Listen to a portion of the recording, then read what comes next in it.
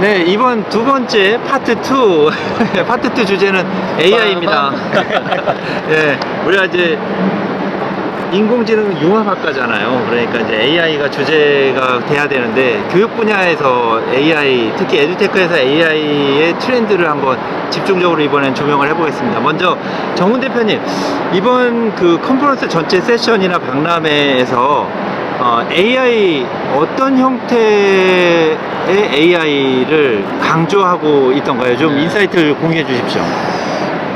일단 제가 하는 업이 리서치 컨설팅이다 보니 그래서 이제 바로 앞에 있는 컨퍼런스하고 비교를 안 할 수가 없는데 영국 같은 경우 물론 이제 뭐 챗GPT가 작년 11월에 나왔고 그래서 영국에서 했던 3월 익스비션에서는 사실 AI라고 하는 것들이 그렇게 뭐 마이크로소프트 정도에서 이렇게 뭔가 제 프로덕트를 보여줬지 AI가 에듀테크 제품에 깊이 있게 들어오거나 그렇지는 않았던 것 같아요.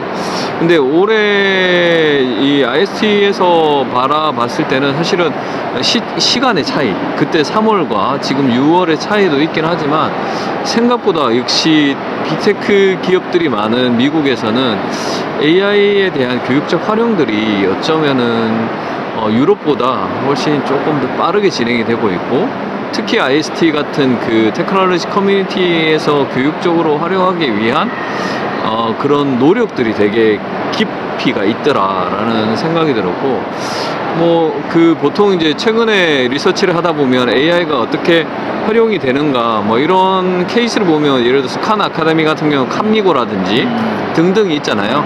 근데 그 외에도 지금 이제 우리 에듀테크 기업들이 이 API를 활용해가지고 꽤 많은 모델들을 만들어내더라. 뭐 특히 캔바 같은 경우에는 이제 또 캔바도 AI가 접목이 되고 또는 뭐 우리가 한국에서는 듣도 보도 못하는 그런 서비스들이 또 AI 그 오픈 API GPT를 활용해가지고 GPT API를 활용해가지고 각자의 서비스들을 만들어내는 것들을 볼 수 있었고 그 컨퍼런스 쪽에서는 제가 인상 깊게 봤던 것들은 뭐 AI by HI, HI by AI 뭐 위험하다 했는데 어쨌든 근데 인공지능을 활용해서 인간 지능을 어떻게 증강시킬 수 있을 것이냐 에 대한 부분들을 깊이 있게 이야기를 하고 있고 그 이야기하는 과정에서 아마 기조연설에서 5가지를 이야기했던 것 같아요. 네네, 다섯 가지 스킬이 필요했던 것 같은데 그 중에서 확실히 뭐 나중에 뭐 5가지 스킬은 우리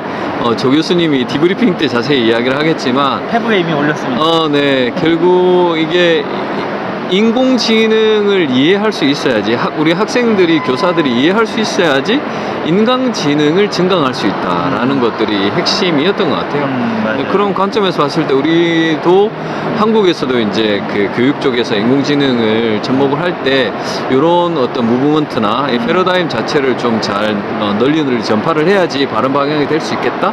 요 정도 저는 정리를 하고 굉장히 중요한 포인트 잘 보셨네요. 그리고 휴머니티도 되게 강조가 됐고 그렇죠. 휴머니티. 오늘 이제 지금 이곳 시간으로 화요일 아침인데 그 8시 반에 메인 스테이지가 시작했는데 네. 세 번째 부분이 이제 AI가 버추얼 휴먼 쪽이 나왔는데 마지막에 AI한테 라이브로 물어본 답변이 조금 매끄럽진 않았지만 더 나은 사람이 되기 위해서 AI가 도와줄 수 있어? 라는 질문을 했어요. 그랬더니 적절한 질문을 했고 그 질문하는 사람이 되게 당황하면서 질문했어요. 이상한 답이 나오면 어떨까? 근데 AI가 만들어낸 답변은 도와줄 수는 그러니까 충분히 지원을 하는 거죠. 그러니까 사람을 더 나은 사람이 만드는 게 아니라 더 나은 사람이 될 수 있게 만드는 건데 자기가 할 수 있는 역할로 한정을 하더라고요. 그러니까 시간을 줄여서 생산성을 높이고 더 필요한 곳에 시간을 더 쓸 수 있게 그래서 더 나은 사람으로서 만들어줄 수 있게 그리고 그 시간에 이제 고차원적 사고를 한다던가 사람이 고유하게 가질 수 있는 특정 그러니까 맞아요. 뭐 친절, 공감, 동정 이런 그 사람만이 가질 수 있는 이 감성적인 부분들을 더 발전시킬 필요가 있다. 맞아. 이런 부분들이 이제 기조 강연이나 그 세션에서 토론 계속 비슷한 맥락으로 회자가 되고 하더라고요. 되고 있는 것 같아요. 우리도 간과해서는 안 될 주제인 것 같아요. 맞아요. 이 대표님은 이번 AI 주제로 어떤 인사이트를 좀 얻으셨나요? 좀 들려주세요. 일단은 그 교사분들에 대해서 AI를 활용할 수 있는 리스킬링하고 업스킬링이라는 게 굉장히 좀 강조가 되는 것을 볼 수 있었어요. 사회 전반에 필요하죠. 맞아요. 그래서 실제로 뭐 AI 관련된 세션들, 교사가 AI를 어떻게 활용할 수 있을지에 대한 세션들을 가보면 거의 다 가득 차 있는 걸 볼 수 있었거든요. 풀북이 되어 있는 상태고 했었는데, 그런 세션들을 보면서 느꼈던 게 그 교사분들이 인공지능을 활용을 할 수 있게끔 관련된 뭐 매테리얼들이나 교육 코스나 아니면 서비스들에 대해 굉장히 잘 구비되어 있다. 컨텐츠들 같은 경우도 굉장히 손쉽게 활용할 수 있게끔 좋은 마련되어 포인트네요. 예. 그리고 또 그런 걸 위해서 빅테크 기업들이 코스웨어를 되게 잘 제공하고 있고 그거를 수업에서 쓸 수 있게끔 잘 되어 있다. 그리고 모든 게 무료로 되어 있고 학습 도구들이나 이것도 제공해준다는 점에서 그런 데에서 굉장히 잘 준비가 되고 있구나라는 생각이 좀 들어서 굉장히 좀 인상이 깊었습니다. 맞아요. 그 첫날 우리 메인 스테이지에서 이스티 U 슬래시 AI, 그러니까 AI 교육을 위해서 머티리얼들을 제공해 주기도 하고 또 이제 교육 분야에 그 강조된 것이 챗GPT 좋긴 한데 일반적인 챗GPT가 우리가 뭐 RGPT, 생GPT 뭐 이런 속어들을 쓰는데 교실에 그대로 들어가면 위험할 수 있으니까 그렇죠. 교육적인 그 구체적인 맥락과 필요에 의해서 동작할 수 있는 인공지능 그 AI 봇이 필요하다. 맞아요. 그래서 이스티가 그 스트레치봇 그래서 스트레치 스트레치에 AI. 우리 몸 좀 스트레치 풀고 이제 AI. 씻을까 스트레치 AI 지금 그 프로토타입 공개를 해줬는데 그런 노력들이 사실 좀 에듀테크 분야에도 맞아요. 필요한 건 맞는 것 같아요. 맞아요. 그래서 우리 OCU 커리큘럼 잠깐 소개 안 할 수 없는데 우리 프롬프트 엔지니어링하고 다음 학기 개설된 2학기에 그렇죠. 굉장히 기대하고 있어요. 언어 모델 부부장님이 매력 있어 하겠네요. 파라미터 설정하는 방법이 커리큘럼에 반영돼 있는데 꼭 필요할 것 같아요. 네. 이런 노력들이 좀 많이 필요하다는 거죠. 맞아요, 네. 맞아요. 그럼 우리 부부장님은 또 어떤 인사이트를 얻었는지 좀 말씀 좀 들어보죠. 약간 또 이단아처럼 어떻게 하면 이 AI 나와 있는 또 제너레이티브 AI라는 용어도 쓰면서 네, 생성 이런 것들 AI. 어떻게 이제 잘 활용할 것이냐라는 관점으로 컨퍼런스나 이런 것도 많이 있었는데요. 저 같은 경우는 제가 지금 이 인공지능 자체를 알려주는 그런 서비스를 만들고 이번에 이제 개발을 하고 있다 보니까 AI 교육 제품을 네네네. 보유하고 계신 거죠? 그래서 이 AI 교육 제품을 또 AI 교육 제품이 단순하게 소프트웨어만 하다 보면은 이제 어떻게 보면 체감이 안 되니까 이런 교구하고 같이 하는 제품을 지금 이제 런칭을 앞두고 있기 때문에 유사한 제품들이 없는지 뭐 인공지능 교육을 또 하다 보면 이 인공지능 교육에 대해서 어떤 커리큘럼들이 있는지 되게 궁금한 거예요. 그래서 그런 것들이 있는지 좀 찾아다녔었고요. 이제 여기에 있는 대부분의 컨텐츠들을 봤을 때는 대부분 다 이런 걸 따른다라고 말씀 주셨던 게 CSTA, 이제 컴퓨터 사이언스 이제 티처의 어소시에이션이죠. 이제 선생님들 그룹에 만들어가지고 서로 의견 나눈 것들을 잘 활용을 하고 계시더라고요. 차용하셔가지고 어떤 그 책을 만들던 어디 가서 이건 어떤 걸 기준으로 만들었냐 이렇게 했을 때 대부분 다 CSTA를 말씀을 해주시더라고요. 그리고 두 번째가 그 이스트 거기 스탠다드에서 디지털 시티즌 이런 것들을 사용해서 만들었다고 하시면서 컨텐츠 거기에 이제 또 시를 또 붙여놓고 계시더라고요. 이스트 그 시를. 그래서 이 미국이란 나라가 굉장히 그런 것들을 잘하는구나 다시 한번 느낄 수 있었고 그 다음에 이 교구적인 측면에서도 저희랑 유사한 제품들도 있었어요. 그러니까 학습을 시켜서 데이터를 수집을 하고 그 다음에 모델링하고 그거 갖다가 이제 그 자동차 자율주행을 하게끔 하는 거라든가 그 다음에 로봇이 있는데 이제 컴퓨터랑 연결을 해가지고 그 포즈를 취하면 그 포즈를 흉내내는 로봇이라든가 그러니까 이런 식으로 AI 어떤 그 프로세스들을 활용해가지고 교육시킬 수 있는 교구들이 생각보다 그때 배쇼 이번에 갔을 때보다 훨씬 더 교구들이 좀 많이 나와 있더라고요. 그래서 좀 재밌는 구형들을 좀 많이 했었고 제가 이 인공지능 교육 그 컨텐츠를 만들면서 티처블 머신에 대해서 티처블이 또 새롭게 다가왔는데 용어가 전 티처블이 왜 티처블일까라는 고민 한 번도 해본 적이 없거든요. 근데 너무 티처블이 솔직한데?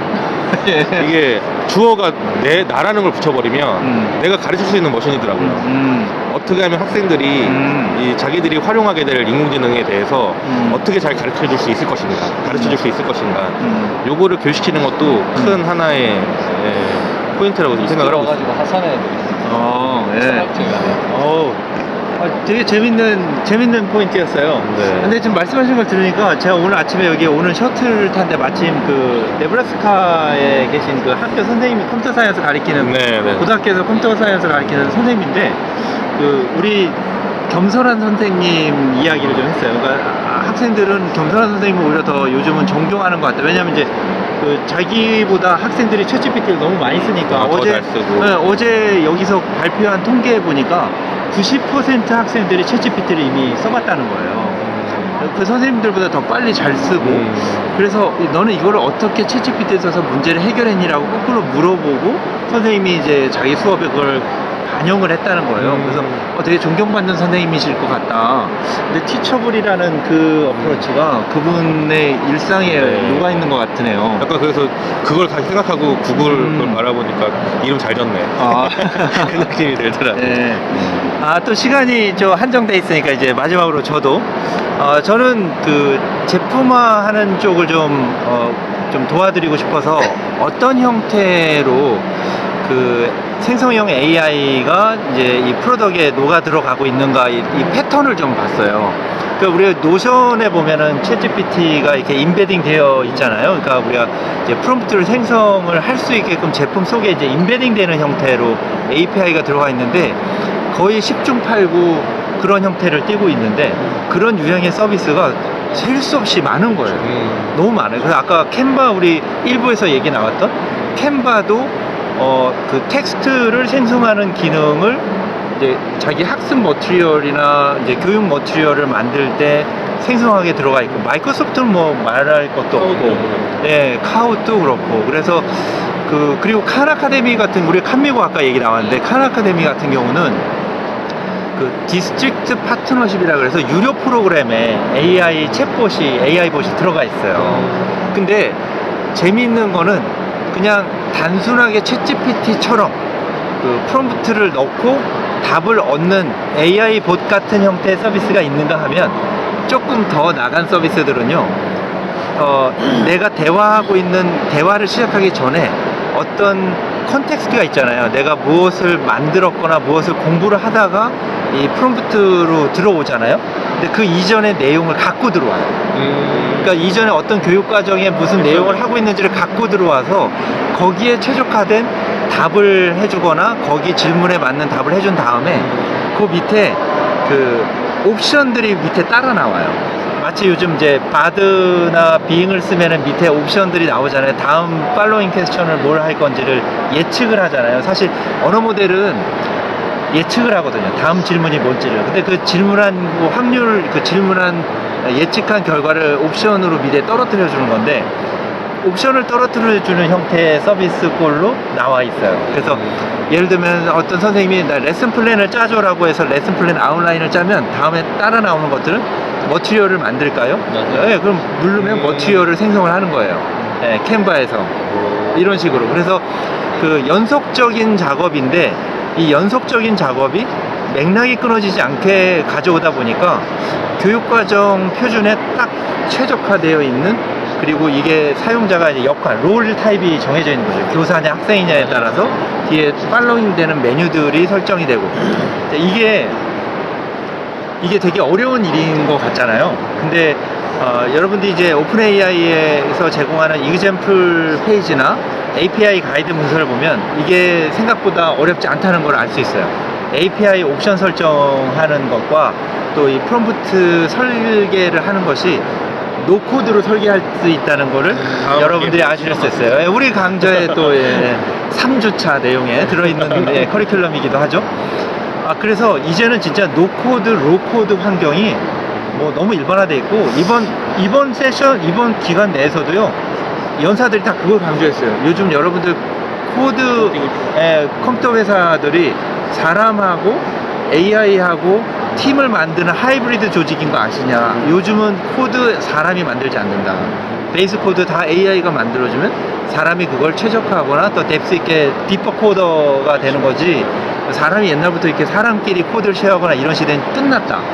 이런 얘기를 되게 강조를 많이 했는데, 이게 가장 두드러진 특징이었어요. 이번 세션과 엑스포에서 AI가 어떤 꼴을 띠고 있는가. 아, 한국에서도 이런 모습을 좀 빨리 봤으면 하는 네. 기대가 되네요. 뭐 우리 러닝스파크나 오르드하우스에서 컨설팅을 많이 또 그런 식으로 해 주시겠죠? 뉴비언도? 저는 한마디를 조금 더 붙이자면,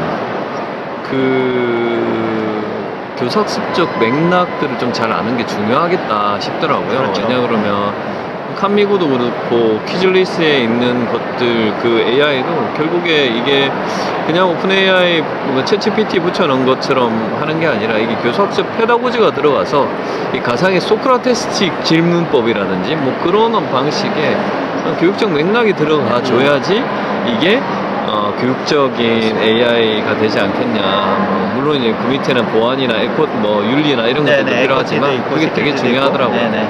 그래서 그 MS에서도 비슷한 얘기를 했었는데, 여전히 선생님들이 슈퍼파워를 가지고 있다라는 얘기를 하면서, 그게 프롬포팅이랑 퀘션을 어떻게 할 것인지를 선생님들이 결정하기 그렇지. 때문에, 내용 전문가. 역시 선생님들이 아직까지도 AI 시대에서도 중요한 역할을 할 것이다라는 얘기를 하는 게 비슷한 맥락인 것 같습니다. 맞아요. 우리가 이제 프롬프트를 이제 설계를 어떻게 잘 하느냐가 되게 중요하고, 프롬프트 엔지니어링에서 가장 핵심은 사실 질문하는 역량이거든요. 질문하는 스킬이 되게 중요한 건데, 그러니까 우리가 이제 제가 매번 강연할 때마다 강조하는 건데, 우리 인터넷 검색 엔진 처음 나왔을 때하고 되게 비슷한 상황인 거예요. 지금은 언어 모델이 아주 고도화는 되어 있지만 아주 고도화 자연스러운 대화를 할 수준은 아니기 때문에, 우리가 질문을 명확하게 구체적으로 질문하는 것도 필요하고요. 그 다음에 답변을 효과적으로 유도하는 것도 필요해요. 그러니까 얘가 가장 답을 잘하도록 유도하는 것도 필요한, 그 두 가지 스킬이 이제 결합되어 있는 것이 프롬프트 엔지니어링의 사실 핵심이거든요. 네, 우리 2주차 코र्스의 핵심 내용입니다. 네, 그래서 사실 이거 되게 중요한 네. 개념이에요, 현 시점에서는. 근데 이제 그래서 선생님이 결국 아이들에게 프롬프트 엔지니어링을 떠나서 질문을 어떻게 잘할 수 있느냐, 질문을 하게끔 호기심을 유도하고, 선생님들의 역할이 되게 중요하다는 점을 또 강조를 끝으로 또 해주셨네요. 이게 계속 하고 싶은데 우리가 또 다음 일정들도 있고 하니까, 오늘은 여기서 파트 2 여기서 마무리하고, 엑스포 이제 우리가 조사 좀 더 철저히 해서 한국에서 디브리핑 기회를 한번 가졌으면 좋겠네요. 네, 고맙습니다. 감사합니다.